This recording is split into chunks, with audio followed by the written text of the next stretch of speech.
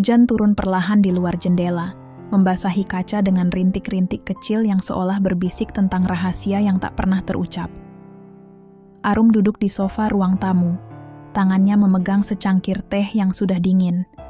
Cahaya lampu temaram menerangi wajahnya yang pucat, matanya yang dulu penuh kilau kini terlihat kosong, seperti danau yang kehilangan riak. Di depannya, sebuah koper besar berdiri tegak, masih berlumur debu perjalanan jauh. Koper itu milik Najib, suaminya, yang baru saja pulang setelah 3 tahun bekerja di Dubai. 3 tahun. 3 tahun Arum menjalani hidup sebagai istri yang setia, menunggu, mengurus rumah, dan bekerja sebagai akuntan di sebuah perusahaan swasta di Jakarta. 3 tahun ia bertahan dengan panggilan telepon singkat, pesan WhatsApp yang semakin jarang, dan janji-janji manis yang kini terasa seperti abu di lidahnya. Najib pulang tadi sore, dan Arum berharap kedatangannya akan mengisi kekosongan yang selama ini menggerogoti hatinya. Tapi, ada sesuatu yang salah. Ada bayang-bayang di balik senyum Najib, sesuatu yang tak bisa ia tangkap sepenuhnya. "Arum, ini Sylvie," kata Najib tadi sore, suaranya datar, hampir terlalu biasa, saat memperkenalkan wanita yang berdiri di sampingnya. Wanita itu, Sylvie, memiliki wajah yang lembut, dengan kulit sawo matang dan rambut panjang yang digerai sederhana. Matanya besar, penuh pesona yang sulit diabaikan, tapi ada sesuatu di tatapannya yang membuat Arum merasa tidak nyaman, seperti tatapan seseorang yang menyimpan rahasia. "Sylvie akan membantu di rumah," lanjut Najib. Tangannya menyentuh pundak Sylvie dengan gerakan yang terlalu akrab untuk seorang majikan kepada pembantu. "Aku pikir kamu butuh bantuan kan? Kamu selalu bilang capek kerja seharian di kantor, lalu harus urus rumah sendirian." Arum hanya mengangguk, kata-kata terasa macet di tenggorokannya. Ia ingin bertanya, ingin menuntut penjelasan mengapa Najib membawa wanita asing ke rumah mereka tanpa diskusi sebelumnya. Tapi ia menahan diri. Najib baru pulang, dan ia tidak ingin memulai pertengkaran di hari pertama reuni mereka setelah sekian lama terpisah. Ia ingin percaya bahwa ini hanyalah isyarat baik dari suaminya, sebuah usaha untuk meringankan bebannya, tapi nalurinya berkata lain. Malam itu, saat Sylvie sudah tidur di kamar kecil di belakang rumah, Arum duduk di samping Najib di ranjang mereka. Kamar yang dulu penuh tawa dan kehangatan kini terasa asing, seperti museum yang menyimpan kenangan yang sudah pudar. Najib sedang membaca sesuatu di ponselnya. Wajahnya diterangi cahaya layar yang membuatnya tampak jauh, tak tersentuh. "Najib," Arum memulai. Suaranya pelan, hampir seperti bisikan. "Kenapa kamu nggak bilang dulu soal Sylvie? Maksudku, aku nggak keberatan kalau kita punya pembantu, tapi kenapa tiba-tiba?" Najib menurunkan ponselnya, matanya menatap Arum dengan ekspresi yang sulit dibaca. Ada sedikit ketegangan di sudut bibirnya, seperti seseorang yang sedang memilih kata-kata dengan hati-hati. "Arum, aku cuma pengen bantu kamu. Sylvie orang baik, dia kerja keras. Aku ketemu dia di Dubai, dia butuh pekerjaan, dan aku pikir ini win-win. Kamu nggak perlu curiga." "Curiga?" Arum tersenyum pahit, hatinya terasa seperti ditusuk. "Aku nggak curiga, Najib. Cuma, aku kira kita selalu diskusi soal hal-hal besar kayak gini. Tiba-tiba ada orang asing di rumah kita. Aku cuma pengen tahu ceritanya." Najib menghela napas panjang, seolah kesal karena harus menjelaskan sesuatu yang menurutnya sepele. "Arum, kamu terlalu overthinking. Sylvie cuma pembantu. Dia nggak akan ganggu kita. Aku capek, aku baru pulang jauh. Bisa nggak kita nggak ribut malam ini?" Kata-kata itu seperti cambuk. Arum merasa dadanya sesak, seperti ada batu besar yang menekan paru-parunya. Ia ingin berteriak, ingin mengatakan bahwa ia bukan sedang mencari ribut, bahwa ia hanya ingin merasa dihargai sebagai istri. Tapi ia hanya mengangguk, menelan air matanya, dan berbaring di sisi ranjang yang terasa semakin dingin. Keesokan harinya, Arum berangkat ke kantor lebih pagi dari biasanya. Ia ingin melarikan diri dari rumah yang kini terasa seperti kandang yang penuh dengan ketegangan tak terucap. Di kantor, ia mencoba fokus pada laporan keuangan yang menumpuk, tapi pikirannya terus kembali ke Sylvie. Ada sesuatu tentang wanita itu yang membuatnya gelisah. Mungkin caranya tersenyum pada Najib, atau caranya bergerak dengan anggun di dapur, seperti ia sudah terlalu nyaman di rumah yang bukan miliknya. Sore itu, saat Arum pulang, rumah terasa terlalu sepi. Najib tidak ada di ruang tamu, juga tidak di kamar. Arum memanggil namanya, tapi hanya suara Silvi yang menjawab dari dapur. "Mas Najib ke belakang, Bu. Lagi cek genteng, katanya bocor."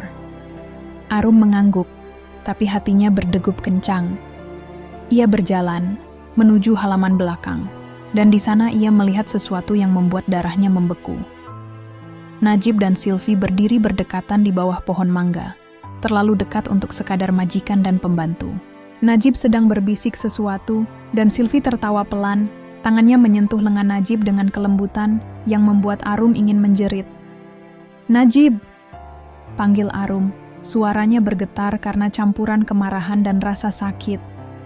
Najib menoleh, wajahnya sejenak terlihat panik sebelum kembali tenang. "Arum, kamu pulang cepat," katanya, melangkah menjauh dari Silvi. "Gentengnya beneran bocor. Aku cuma minta Silvi bantu cek." Silvi menunduk, wajahnya tak terbaca, tapi Arum bisa melihat kilatan kecil di matanya, seperti kepuasan yang disembunyikan. "Maaf, Bu, saya cuma bantu Mas Najib," kata Silvi, suaranya lembut, tapi ada nada yang terasa seperti ejekan di telinga Arum. Malam itu, Arum tidak bisa tidur. Ia duduk di ruang makan, menatap piring makan malam yang sudah dingin. Najib masuk, wajahnya penuh kelelahan yang pura-pura. "Kamu kenapa, Arum?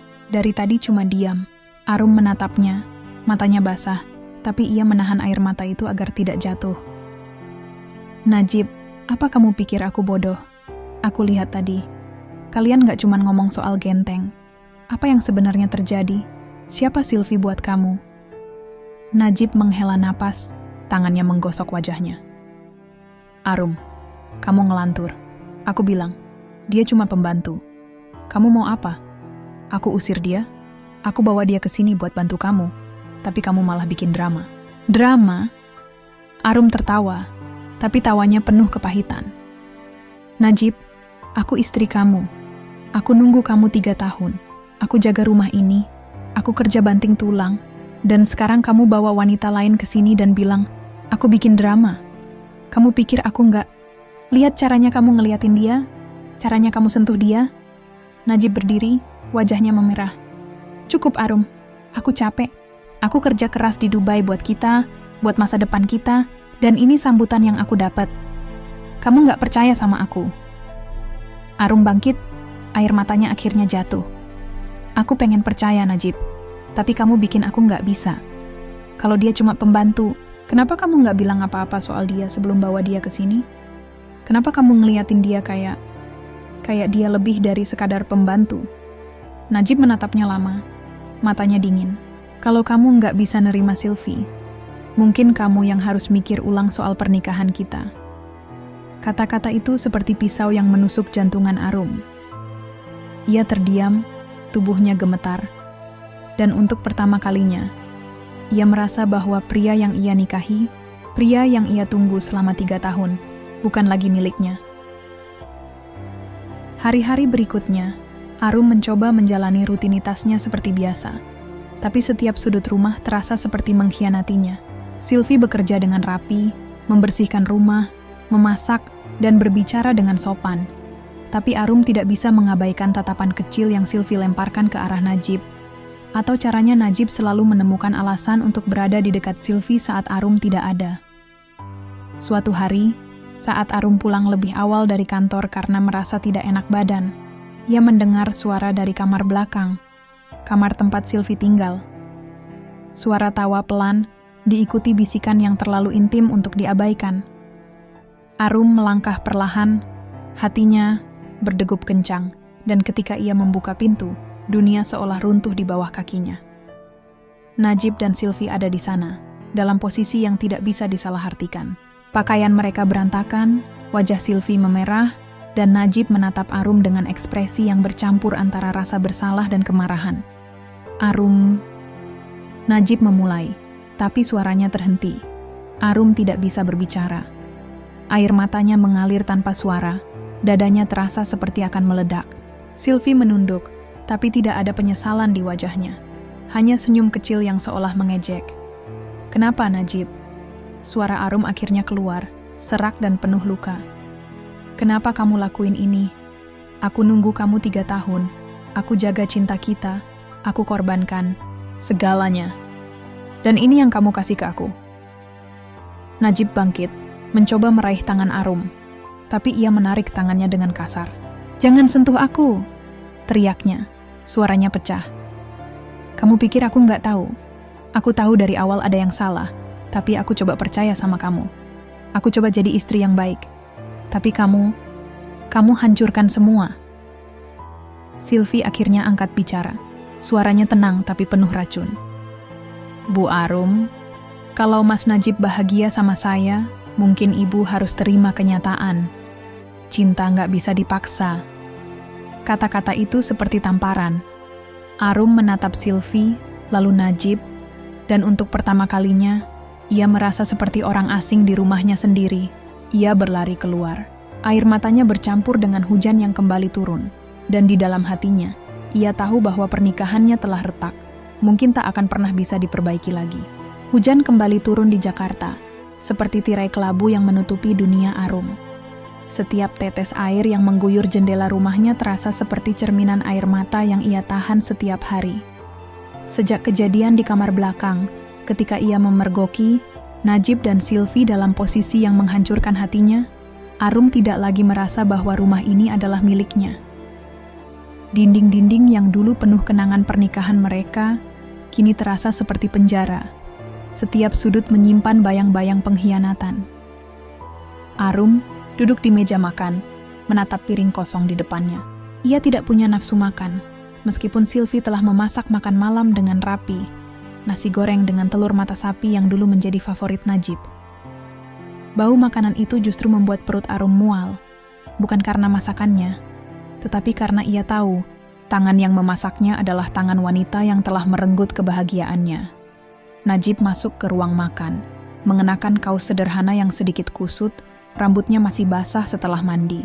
Ia menatap Arum sekilas, lalu duduk di ujung meja, menjaga jarak yang terasa seperti jurang. "Kamu nggak makan?" tanyanya. Suaranya datar, seperti seseorang yang berbicara hanya untuk mengisi keheningan. Arum menatapnya, matanya penuh dengan pertanyaan yang tidak pernah ia ucapkan. "Aku nggak lapar," jawabnya pelan, suaranya serak karena malam-malam tanpa tidur. "Najib, kita perlu bicara." Najib menghela napas, seperti seseorang yang sudah muak dengan percakapan yang sama. "Arum, kalau ini soal Sylvie lagi, aku udah bilang." "Bukan soal Sylvie," potong Arum, meskipun itu bohong. Segala sesuatu dalam hidupnya kini berputar di sekitar wanita itu. Tapi ia tidak ingin Najib tahu betapa rapuhnya ia saat ini. "Ini soal kita. Soal pernikahan kita. Aku perlu tahu, Najib. Apa aku masih istri kamu? Apa kamu masih cinta sama aku?" Pertanyaan itu keluar dengan susah payah. Setiap kata seperti menarik duri dari hatinya. Najib menatapnya, dan untuk sesaat, Arum melihat kilasan rasa bersalah di matanya. Tapi kilasan itu cepat hilang, digantikan oleh ekspresi dingin yang kini sering ia lihat. "Arum, kamu tahu aku kerja keras di Dubai buat kita, buat masa depan kita. Tapi kamu selalu curiga, selalu bikin aku merasa bersalah. Aku capek, tahu nggak? Aku capek pulang ke rumah yang penuh tuduhan."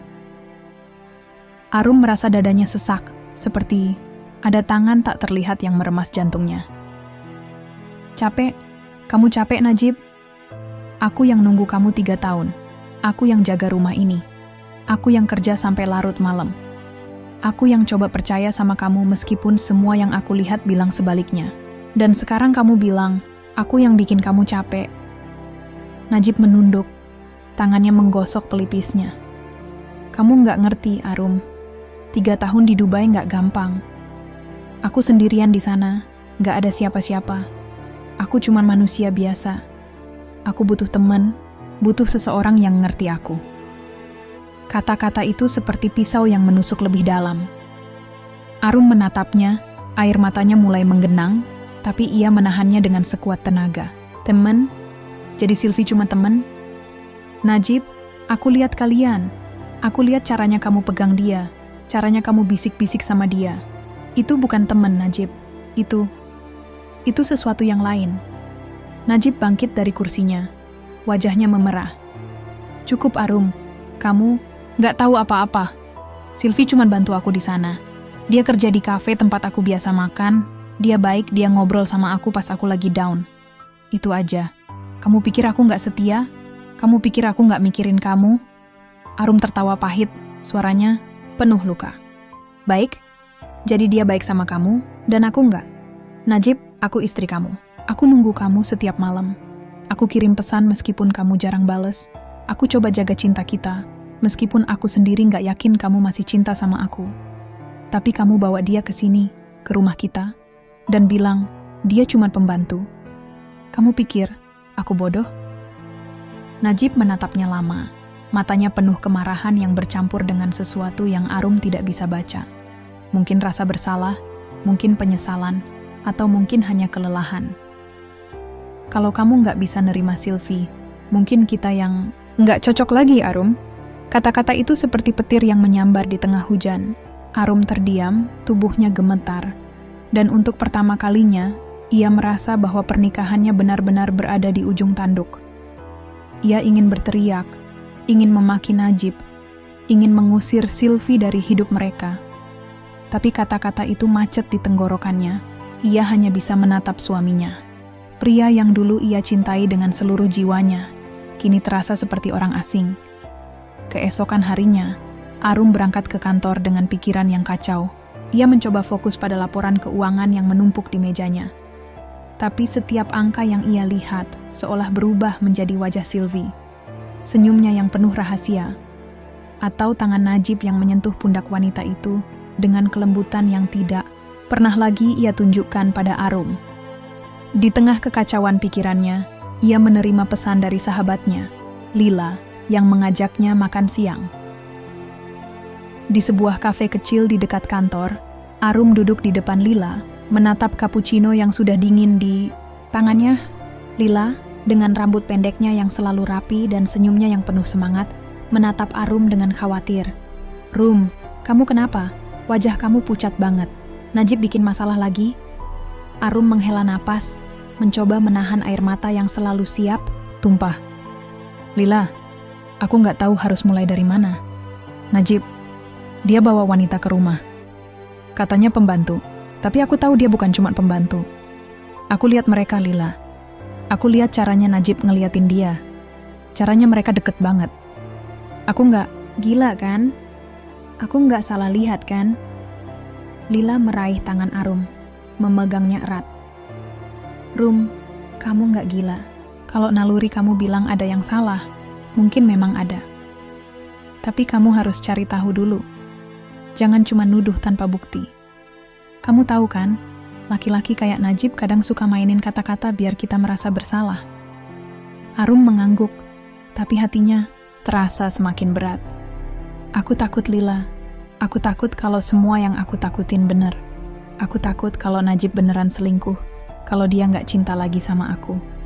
Aku nunggu dia 3 tahun, Lila. 3 tahun aku jaga pernikahan ini, dan sekarang aku nggak tahu aku siapa di hidupnya. Lila memeluknya, membiarkan Arum menangis di bahunya. Rum, kamu kuat. Kamu selalu kuat. Tapi kamu nggak bisa biarin ini terus. Kamu harus cari tahu apa yang sebenarnya terjadi. Kalau Najib beneran selingkuh, kamu nggak pantas diperlakuin kayak gini. Kamu istri dia, Rum, bukan cuma penutup kesepiannya. Kata-kata Lila seperti percikan api di tengah kegelapan. Arum tahu ia harus bertindak, tapi ia juga takut dengan apa yang akan ia temukan. Malam itu, saat Najib sedang mandi, Arum mengambil ponselnya yang tertinggal di meja ruang tamu. Tangannya gemetar saat ia membuka aplikasi WhatsApp, berharap ia tidak akan menemukan apa-apa, tapi juga tahu bahwa harapan itu mungkin sia-sia. Pesan-pesan dari Sylvie muncul di layar, dan setiap kata yang Arum baca seperti menikam hatinya. Pesan-pesan Itu bukan sekadar percakapan biasa antara majikan dan pembantu. Ada kata-kata mesra, panggilan sayang, bahkan foto-foto yang dikirim Sylvie dari Dubai, foto Sylvie tersenyum di kafe, foto mereka berdua di tepi pantai, foto yang seharusnya tidak pernah ada. Sil, aku kangen kamu. Jakarta nggak sama tanpa kamu. Di sisi aku, tulis Najib dalam salah satu pesan. Dikirim 2 bulan sebelum ia pulang. Tenang mas, aku bakal ikut kamu kemana aja. Aku nggak peduli apa kata orang lain, balas Sylvie, diikuti emoji hati. Arum menutup mulutnya dengan tangan, menahan isakan yang hampir pecah.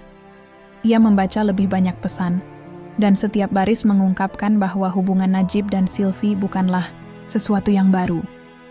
Mereka sudah bersama selama 2 tahun di Dubai, dan Sylvie bukan sekadar teman. Ia adalah kekasih Najib, seseorang yang mengisi kekosongan yang seharusnya menjadi hak Arum. Saat Najib keluar dari kamar mandi, ia menemukan Arum duduk di sofa, ponselnya masih di tangan. Wajah Arum basah oleh air mata, tapi matanya penuh kemarahan yang belum pernah Najib lihat sebelumnya. Arum, apa yang kamu lakuin? Tanya Najib, suaranya tegang.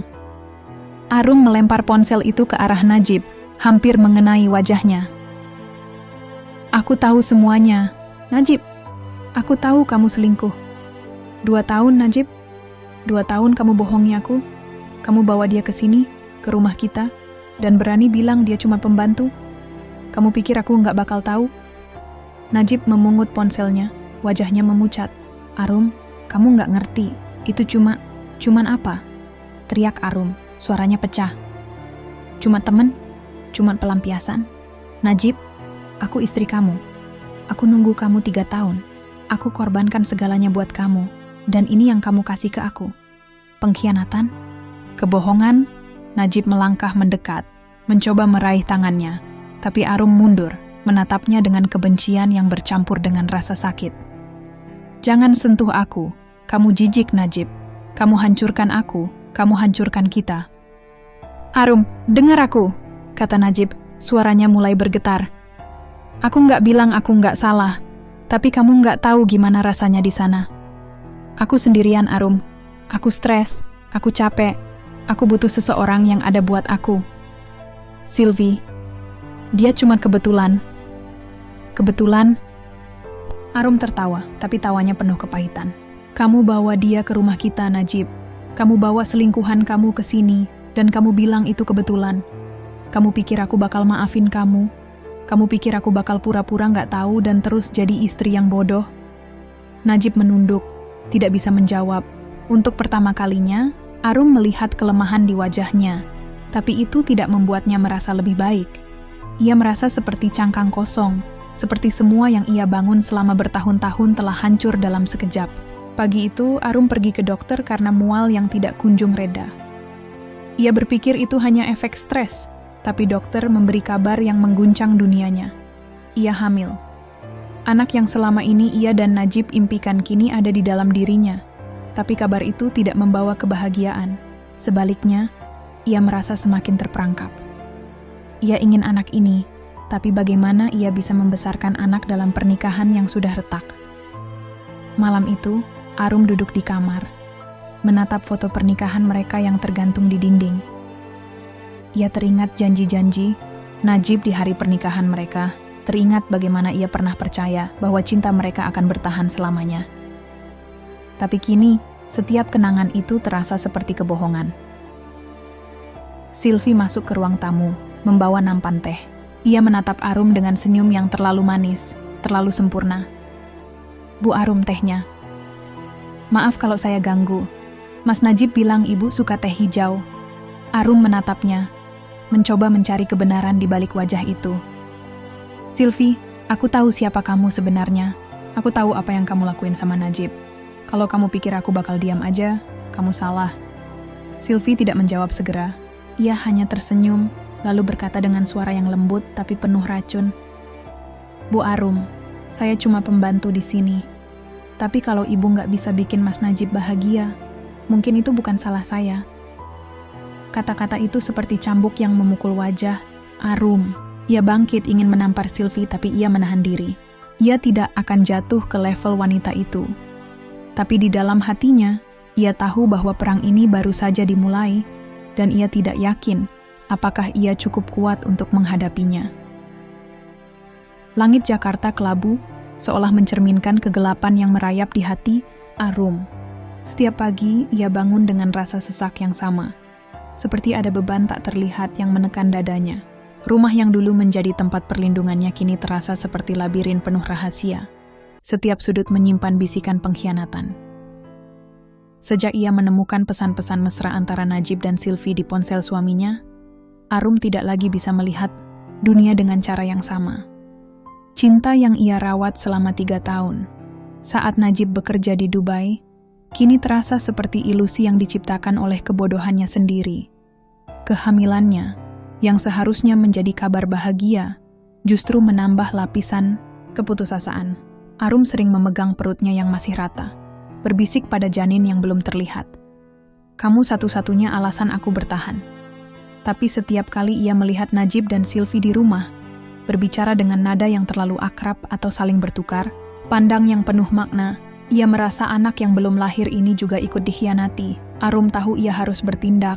Ia tidak bisa terus hidup dalam ketidakpastian, didera kecurigaan yang menggerogoti jiwanya. Lila, sahabatnya, telah menyarankan untuk mencari bukti konkret, sesuatu yang tidak bisa dibantah oleh kebohongan Najib. "Kamu nggak bisa cuma nuduh." "Rum," kata Lila saat mereka bertemu di kafe minggu lalu. "Laki-laki kayak Najib selalu punya alasan. Kamu harus punya bukti yang bikin dia nggak bisa ngelak lagi." Maka, Arum mulai memata-matai suaminya sendiri. Sebuah tindakan yang membuatnya merasa jijik pada dirinya sendiri. Tapi ia tidak punya pilihan lain. Ia mulai memperhatikan setiap detail. Waktu-waktu ketika Najib dan Sylvie berada di rumah bersama, nada suara mereka saat berbicara, bahkan bau parfum Sylvie yang kadang tertinggal di jaket Najib. Setiap petunjuk kecil terasa seperti jarum yang menusuk hatinya. Tapi ia terus melangkah, didorong oleh campuran kemarahan dan rasa ingin tahu yang menyakitkan. Pagi itu, saat Arum berpura-pura berangkat ke kantor lebih awal, ia sengaja meninggalkan ponsel cadangannya di kamar belakang, tempat Sylvie tinggal. Ia telah mengatur ponsel itu untuk merekam suara secara otomatis, sebuah trik yang ia pelajari dari artikel di internet. Ia merasa seperti detektif dalam film murahan, tapi juga seperti istri yang telah kehilangan martabatnya. "Maafkan Mama, Nak," bisiknya pada janin di perutnya. "Mama cuma ingin tahu kebenaran." Saat pulang sore hari, Arum mengambil ponsel itu dengan tangan gemetar. Ia mengunci diri di kamar mandi, memutar rekaman itu dengan volume rendah agar tidak ada yang mendengar. Suara-suara yang keluar dari ponsel itu seperti pisau yang memotong-motong hatinya. "Mas, kapan kamu ceritain ke dia soal kita?" Suara Sylvie, lembut tapi penuh desakan, terdengar jelas. "Aku capek sembunyi-sembunyi kayak gini. Aku pengen kita bebas." "Sil, sabun. Aku tahu ini susah, tapi Arum, dia nggak bakal ngerti. Dia terlalu keras kepala," jawab Najib. Suaranya penuh kelelahan tapi juga kelembutan yang tidak pernah lagi ia tunjukkan pada Arum. "Dia nggak bakal ngerti karena kamu nggak kasih dia kesempatan buat ngerti, Mas. Kamu bilang sendiri, pernikahan kalian udah mati. Kenapa kamu masih bertahan? Buat apa? Demi anak yang belum lahir itu?" Suara Sylvie terdengar sinis, penuh ejekan. Arum menutup mulutnya, menahan isakan yang hampir pecah. Anaknya, yang bahkan belum lahir, telah menjadi bagian dari permainan kejam ini. Ia mematikan rekaman itu, tidak sanggup mendengar lebih jauh. Tapi kata-kata Sylvie terus bergema di kepalanya. "Pernikahan kalian udah mati." Apakah itu benar? Apakah cinta yang ia perjuangkan selama ini hanyalah ilusi yang ia ciptakan sendiri? Malam itu, Arum memutuskan untuk menghadapi Sylvie secara langsung. Ia menunggu hingga Najib pergi ke toko untuk membeli sesuatu, meninggalkan Sylvie yang sedang mencuci piring di dapur. Arum melangkah ke dapur, jantungnya berdegup kencang, tapi ia memaksa dirinya untuk tetap tenang. "Sylvie," panggil Arum, suaranya dingin tapi penuh tekad. "Kita perlu bicara." Sylvie menoleh, tangannya masih basah oleh sabun cuci piring. Ia tersenyum, tapi senyum itu tidak mencapai matanya. Bu Arum, ada apa? Saya cuma lagi nyuci piring. Ibu mau teh lagi? Jangan main-main sama aku, Sylvie, kata Arum. Suaranya mulai bergetar. Aku tahu siapa kamu. Aku tahu kamu bukan cuma pembantu. Aku tahu kamu dan Najib punya hubungan. Dan aku tahu itu udah lama. Jadi, berhenti pura-pura.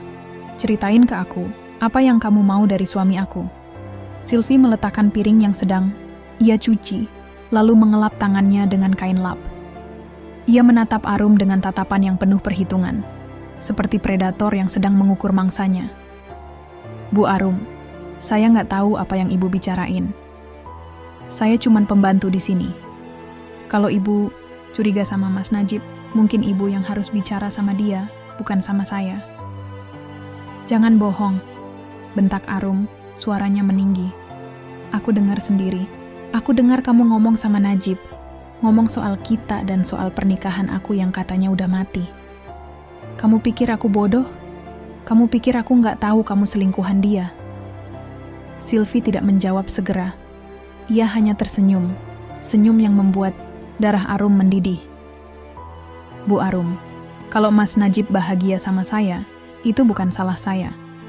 Mungkin ibu harus tanya ke diri sendiri. Kenapa dia cari kebahagiaan di tempat lain? Mungkin ibu yang enggak cukup buat dia. Kata-kata itu seperti tamparan keras di wajah Arum. Ia merasa napasnya terhenti, dadanya sesak oleh campuran kemarahan dan rasa rendah diri yang tiba-tiba muncul. Kamu enggak punya hak ngomong gitu, teriaknya. Air matanya mulai mengalir. Aku istri dia, Sylvie. Aku yang nunggu dia 3 tahun.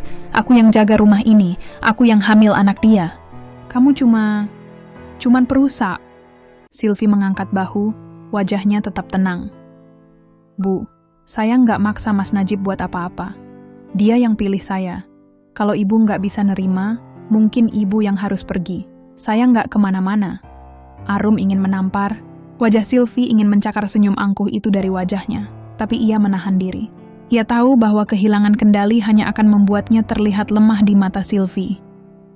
Ia berbalik, berlari ke kamar, dan mengunci pintu. Menangis hingga dadanya terasa seperti akan pecah.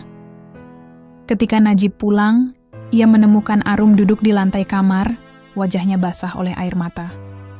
Arum, apalagi ini? Tanyanya, suaranya penuh kelelahan. Aku cuma pergi sebentar kok udah kayak gini. Arum menatapnya, matanya penuh luka. Aku ngomong sama Sylvie, Najib. Aku tahu semuanya. Aku tahu dia bukan cuma pembantu. Aku dengar kalian ngomong. Aku lihat pesan-pesan kalian. Najib, kenapa? Kenapa kamu lakuin ini ke aku? Najib menghela napas. Tangannya menggosok wajahnya. Arum, kamu bikin ini jadi lebih rumit dari yang seharusnya. Aku udah bilang, Sylvie cuman apa? Potong Arum, suaranya pecah. Cuman selingkuhan kamu, cuma wanita yang kamu bawa ke rumah kita buat ngegantiin aku. Najib, aku hamil. Aku bawa anak kamu di perut aku, dan kamu malah sibuk sama wanita lain. Kamu nggak punya hati?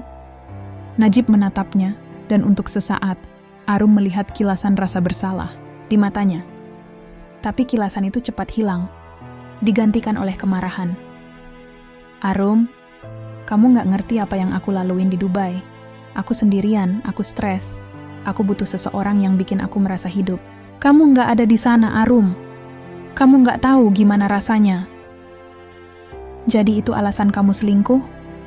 Teriak Arum, air matanya mengalir deras. Karena aku nggak ada di sana. Najib, aku nunggu kamu 3 tahun.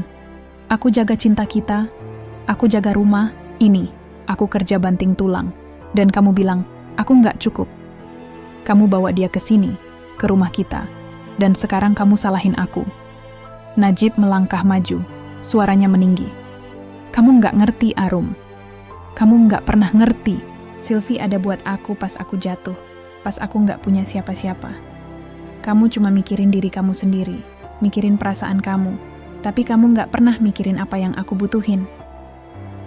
Kata-kata itu seperti pisau yang menusuk jantung Arum.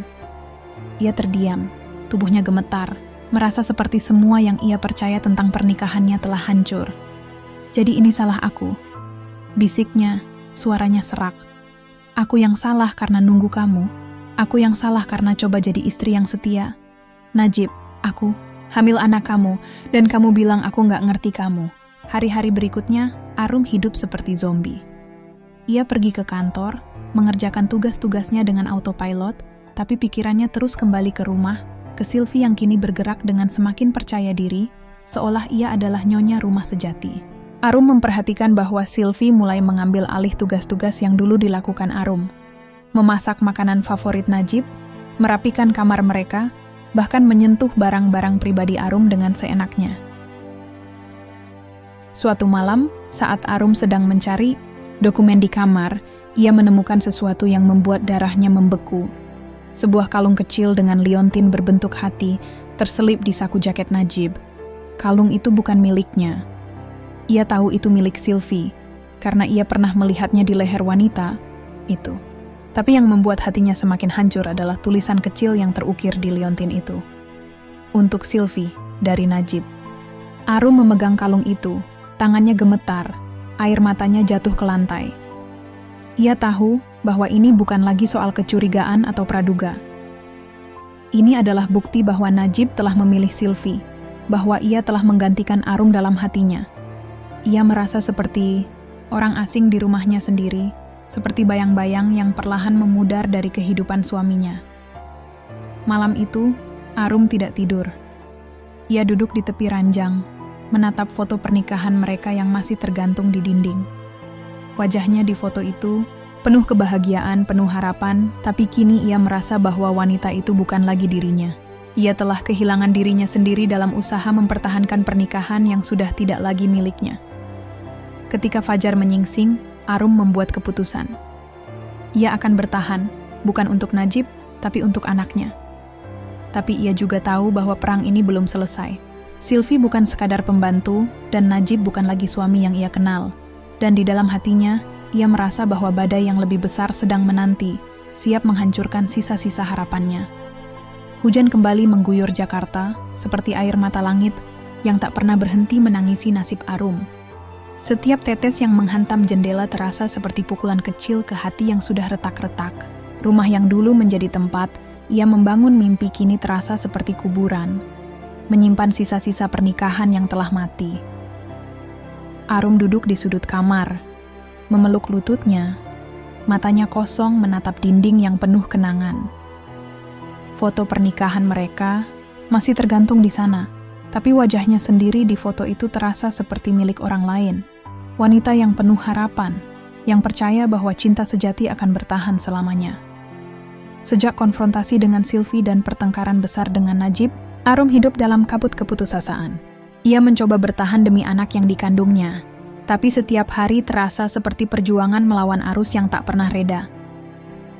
Sylvie semakin berani, bergerak di rumah dengan kepercayaan diri yang membuat Arum merasa seperti tamu di rumahnya sendiri. Najib, di sisi lain, semakin menjauh, menghabiskan waktu dengan alasan-alasan yang semakin sulit dipercaya. Pergi ke toko, memperbaiki genteng, atau sekadar butuh waktu sendiri. Arum tahu itu semua hanyalah kedok untuk menghabiskan waktu. Dengan Sylvie malam itu, saat hujan reda dan meninggalkan udara dingin yang menusuk, Arum memutuskan untuk mencari kebenaran sekali lagi. Ia tidak bisa terus hidup dalam ketidakpastian, didera oleh kecurigaan yang menggerogoti jiwanya. Ia menunggu hingga Najib dan Sylvie tertidur, lalu berjalan pelan menuju kamar kerja Najib, tempat ia menyimpan laptopnya. Arum tahu bahwa tindakan ini salah, bahwa ia sedang melanggar privasi suaminya, tapi ia juga tahu bahwa ia tidak punya pilihan lain. Jika ia ingin menyelamatkan apa yang tersisa dari dirinya, ia harus tahu. Dengan tangan gemetar, Arum membuka laptop Najib. Kata sandi, yang dulu mereka gunakan bersama, tanggal pernikahan mereka, masih berfungsi, sebuah ironi yang membuat hatinya perih. Ia membuka folder foto, berharap tidak menemukan apa-apa, tapi juga tahu bahwa harapan itu sia-sia. Dan di sana, di folder bertanda pribadi, ia menemukan kebenaran yang menghancurkan dunia yang ia kenal.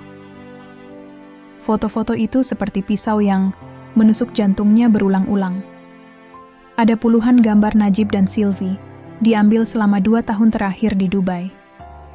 Mereka berpelukan di tepi pantai, tertawa di sebuah kafe, bahkan berciuman di bawah lampu-lampu kota yang gemerlap. Ada foto Sylvie mengenakan gaun merah yang ketat, tersenyum pada kamera dengan tatapan yang penuh kemenangan. Dan yang paling menyakitkan, ada foto mereka berdua di sebuah kamar hotel, dengan Najib memeluk Sylvie dari belakang, tangannya melingkar di pinggang wanita itu dengan kelembutan yang tidak pernah lagi ia tunjukkan pada Arum. Arum menutup mulutnya, menahan isakan yang hampir pecah. Air matanya jatuh ke keyboard, membasahi tangannya yang gemetar. Tapi kebenaran itu belum selesai menghantamnya. Di folder yang sama, ia menemukan dokumen PDF berjudul Rencana. Dengan jantung yang berdegup kencang, ia membukanya dan apa yang ia baca membuat dunia di sekitarnya seolah runtuh. Dokumen itu adalah surat perjanjian pernikahan siri antara Najib dan Sylvie, ditandatangani di Dubai 6 bulan sebelum Najib pulang. Ada juga hasil tes kehamilan Sylvie, positif, dengan usia kandungan yang hampir sama dengan Arum. Sylvie hamil, dan Najib berencana untuk menjadikannya istri kedua, tanpa sepengetahuan Arum. Ada catatan kecil di bagian bawah dokumen, ditulis tangan oleh Najib. Sylvie, aku janji bakal kasih kamu hidup yang lebih baik. Kita mulai dari awal di Jakarta. Arum merasa napasnya terhenti. Ia memegang perutnya, tempat anaknya tumbuh, dan untuk pertama kalinya, ia merasa bahwa anak ini adalah satu-satunya hal yang masih nyata dalam hidupnya. Tapi bahkan anak ini pun terasa seperti bagian dari pengkhianatan Najib. Ia hamil anak Najib, tapi Sylvie juga. Pria yang ia cintai, yang ia tunggu selama 3 tahun, telah membagi hatinya, membagi hidupnya, dan kini membagi masa depan, yang seharusnya menjadi milik Arum. Malam itu, Arum tidak bisa menahan diri lagi. Ia menunggu Najib pulang dari pertemuan bisnis yang jelas-jelas bohong, dan ketika ia masuk ke rumah dengan wajah lelah yang pura-pura, Arum berdiri di ruang tamu, memegang laptop itu dengan tangan yang gemetar. "Najib," katanya, suaranya serak tapi penuh tekad. "Kita selesai." Najib menatapnya, alisnya terangkat. "Arum, apalagi ini? Aku capek, aku baru pulang. Cukup!" teriak Arum, suaranya menggema di ruang tamu yang sepi. "Aku tahu semuanya, Najib. Aku lihat foto-foto kamu sama Sylvie. Aku tahu kalian nikah siri. Aku tahu dia hamil. Kamu pikir aku bodoh? Kamu pikir aku bakal diam aja sementara kamu hancurin hidup aku?" Wajah Najib memucat, matanya melebar karena kaget. Untuk sesaat, ia terlihat seperti anak kecil yang ketahuan berbuat salah. Tapi kemudian, ekspresinya berubah menjadi kemarahan. "Kamu masuk ke laptop aku? Kamu ngintip barang pribadi aku? Arum, kamu nggak punya hak." "Hak?" Arum tertawa, tapi tawanya penuh kepahitan. "Aku istri kamu, Najib. Aku yang nunggu kamu 3 tahun. Aku yang jaga rumah ini. Aku yang hamil anak kamu. Tapi kamu nikah siri sama Sylvie. Kamu kasih dia anak. Kamu rencanain hidup baru sama dia, dan aku yang nggak punya hak? Kamu nggak punya hati, Najib." Najib melangkah mendekat, suaranya meninggi. "Arum, kamu nggak ngerti, aku nggak rencanain ini semua. Sylvie, dia beda. Dia ngerti aku, dia ada buat aku pas aku jatuh. Kamu nggak tahu gimana rasanya di Dubai, sendirian, tanpa siapa-siapa. Aku cuma manusia biasa." "Manusia biasa?" Arum menatapnya, air matanya mengalir deras. "Manusia biasa nggak bohong ke istrinya, Najib. Manusia biasa nggak nikah siri sama selingkuhannya. Manusia biasa nggak hancurin keluarganya sendiri. Aku hamil, Najib. Aku bawa anak kamu, dan kamu malah kasih anak ke wanita lain. Kamu pikir aku bisa nerima ini?" Najib menunduk, tangannya menggosok wajahnya. Untuk sesaat, Arum berharap ia akan meminta maaf, akan berlutut dan berjanji untuk memperbaiki semuanya. Tapi ketika ia mengangkat wajahnya, matanya dingin, tanpa penyesalan.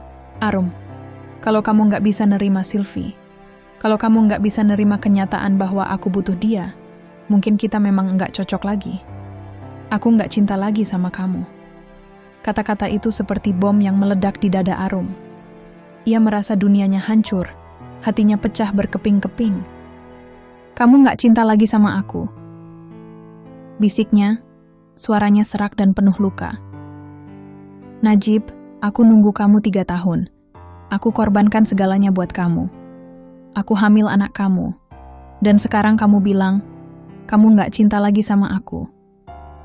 Najib tidak menjawab. Ia hanya menatap Arum, matanya kosong, seperti pria yang telah menyerah pada segalanya. Dan di saat itu, Arum tahu bahwa tidak ada lagi yang bisa diselamatkan. Pernikahannya telah mati, dan pria yang berdiri di depannya bukan lagi suami yang ia cintai. Pagi berikutnya, Arum mengemasi barang-barangnya. Ia tidak punya banyak, hanya pakaian, beberapa buku, dan kenangan yang kini terasa seperti racun. Ia menatap rumah itu untuk terakhir kalinya, rumah yang dulu penuh tawa dan harapan, kini hanya menyisakan luka. Sylvie berdiri di dapur, memandangnya dengan senyum kecil yang penuh kemenangan. Najib tidak ada di rumah, mungkin sengaja menghindari momen ini.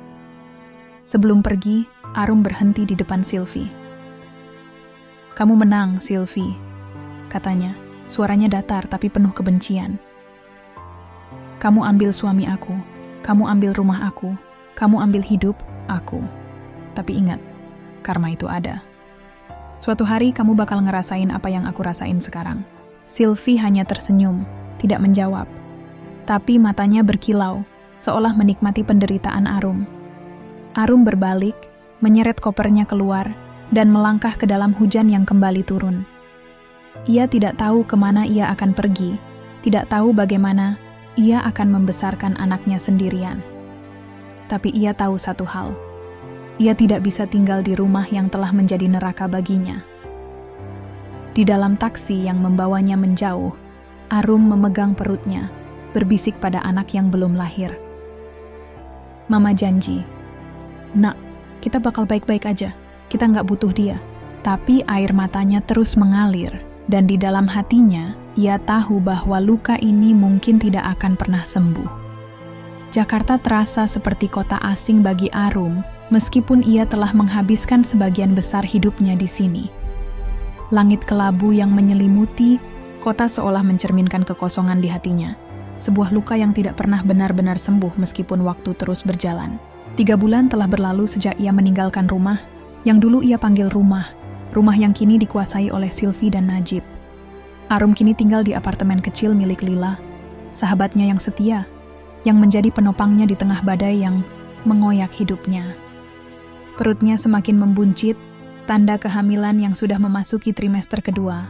Tapi setiap kali ia memegang perutnya, campuran cinta dan kepedihan menyelimuti hatinya. Anak ini adalah anugerah, tapi juga pengingat akan pengkhianatan yang telah menghancurkan dunianya. Apartemen Lila kecil tapi hangat, penuh dengan sentuhan pribadi sahabatnya, lukisan abstrak di dinding, tanaman hijau di sudut ruangan, dan aroma kopi yang selalu tercium setiap pagi. Tapi bagi Arum, tempat ini hanyalah tempat berlindung sementara, sebuah pengingat bahwa ia telah kehilangan segalanya, rumah, suami, dan harga dirinya. Koper-kopernya masih tersusun di sudut ruangan, belum dibongkar, seolah ia belum siap menerima kenyataan bahwa hidupnya telah berubah selamanya. "Rum, kamu harus makan," kata Lila suatu malam, saat mereka duduk di meja makan kecil di apartemen. Lila mendorong sepiring nasi goreng ke arah Arum, yang hanya menatap makanan itu tanpa minat. "Kamu nggak cuma makan buat kamu, tapi buat si kecil juga." Arum mengangguk, tapi gerakannya mekanis. Ia mengambil sendok, memainkan nasi di piring tanpa benar-benar memakannya. "Aku tahu, Lila, tapi setiap kali aku coba hidup normal, aku ingat semuanya. Aku ingat Najib, Sylvie, foto-foto itu, surat pernikahan siri itu. Aku nggak tahu caranya lupain, Lila. Aku nggak tahu caranya jadi kuat." Lila meraih tangan Arum, memegangnya erat. Matanya penuh empati, tapi juga tekad. "Rum, kamu udah kuat.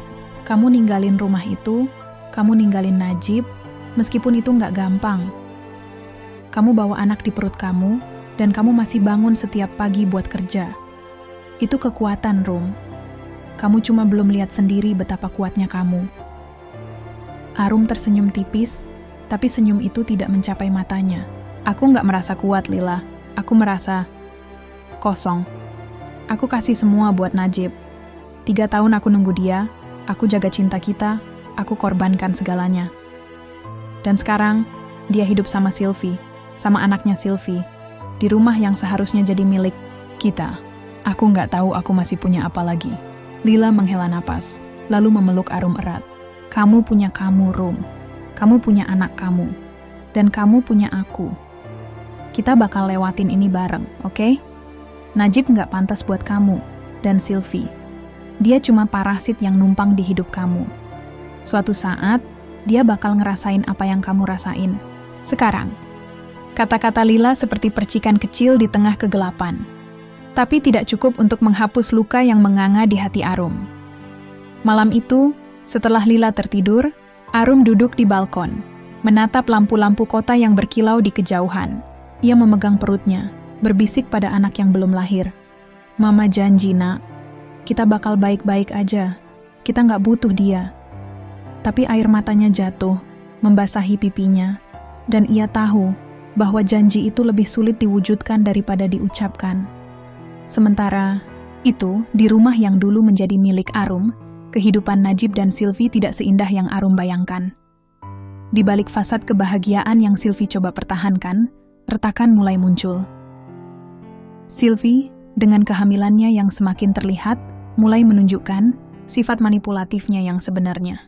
Ia sering menuntut perhatian penuh dari Najib, mengeluh tentang pekerjaan rumah, dan memaksa Najib untuk memenuhi keinginannya, dari membeli pakaian mahal hingga merencanakan liburan yang tidak mampu mereka bayar.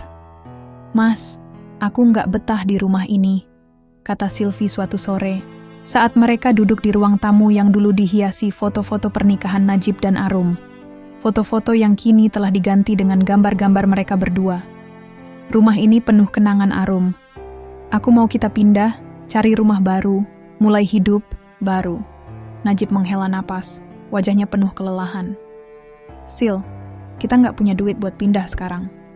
Aku udah keluar banyak buat kehamilan kamu, buat kebutuhan kita. Sabun dikit, ya? Sylvie memicingkan mata, suaranya berubah dingin. Sabun? Mas, aku bawa anak kamu di perut aku. Aku ninggalin hidupku di Dubai buat ikut kamu ke sini. Dan sekarang kamu bilang aku harus sabun?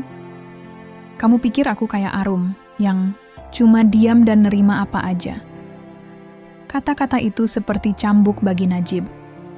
Ia menatap Sylvie, dan untuk pertama kalinya, ia mulai mempertanyakan pilihannya. Arum, meskipun keras kepala, selalu setia, selalu berusaha memahaminya. Bahkan di saat-saat tersulit, Sylvie, di sisi lain, terasa seperti angin puyuh yang menghisap energinya. Tapi ia tidak bisa mundur sekarang. Ia telah memilih Sylvie, telah mengorbankan pernikahannya dengan Arum, dan kini ia harus menanggung konsekuensinya. Malam itu, Najib duduk sendirian di teras rumah, menatap langit yang gelap. Ia teringat Arum, teringat matanya yang penuh luka saat ia mengaku tidak mencintainya lagi. Kata-kata itu, meskipun diucapkan dalam kemarahan, kini terasa seperti kebohongan yang ia ucapkan pada dirinya sendiri. Ia masih mencintai Arum, tapi ia tahu ia telah menghancurkan segalanya. Dan Sylvie, wanita yang ia pikir akan membawa kebahagiaan, kini terasa seperti beban yang semakin berat. Di sisi lain kota, Arum mulai menemukan ritme baru dalam hidupnya, meskipun setiap langkah terasa berat. Ia mendaftar ke kelas yoga untuk ibu hamil, berusaha menjaga kesehatan fisik dan mentalnya demi anaknya. Di kantor, ia mulai mendapatkan pengakuan atas kerja kerasnya, bahkan di tengah kekacauan emosional yang ia alami. Ia dipromosikan menjadi kepala tim akuntansi, sebuah langkah kecil yang memberinya sedikit kepercayaan diri. Tapi setiap malam, ketika ia sendirian, kenangan tentang Najib dan Sylvie kembali menghantuinya. Ia sering bermimpi tentang rumah itu, tentang tawa Najib yang dulu hanya untuknya, tentang janji-janji yang kini telah menjadi abu. Suatu hari, Lila datang dengan kabar yang mengguncang Arum. Rum, aku dengar dari teman kantor yang kenal tetangga, kamu. Katanya Najib sama Sylvie sering berantem sekarang. Sylvie mulai ngelunjak, minta macam-macam, dan Najib kayaknya mulai stres. Arum menatap Lila, hatinya bercampur antara kepuasan kecil dan kepedihan yang lebih besar. Karma ya, katanya, suaranya serak. Tapi kenapa aku nggak merasa Lebih baik, Lila. Aku harusnya seneng, kan? Aku harusnya lega karena mereka nggak bahagia. Tapi aku cuma merasa kosong. Lila memeluknya, tidak tahu harus berkata apa. Kamu nggak perlu seneng, Rum. Kamu cuma perlu hidup. Biarin mereka urus hidup mereka sendiri. Kamu fokus ke kamu, ke anak kamu. Arum mengangguk, tapi kata-kata itu tidak cukup untuk menghapus luka. Ia tahu ia harus melangkah maju, tapi setiap langkah terasa seperti berjalan di atas pecahan kaca. Ia mulai menghadiri kelompok dukungan untuk ibu hamil tunggal, di mana ia bertemu wanita-wanita lain yang memiliki cerita serupa, cerita tentang pengkhianatan, kehilangan, dan perjuangan untuk bangkit. Di sana, ia belajar bahwa ia tidak sendirian, bahwa lukanya, meskipun dalam, adalah bagian dari perjalanan yang bisa ia lewati. Beberapa minggu kemudian, kabar buruk datang seperti petir di siang bolong. Lila menerima telepon dari tetangga lama Arum yang mengabarkan bahwa Najib mengalami kecelakaan mobil. Mobilnya menabrak pembatas jalan dalam perjalanan pulang dari pertemuan bisnis, dan ia kini terbaring koma di rumah sakit. Arum, yang sedang duduk di sofa saat Lila memberi kabar, merasa dunianya berputar.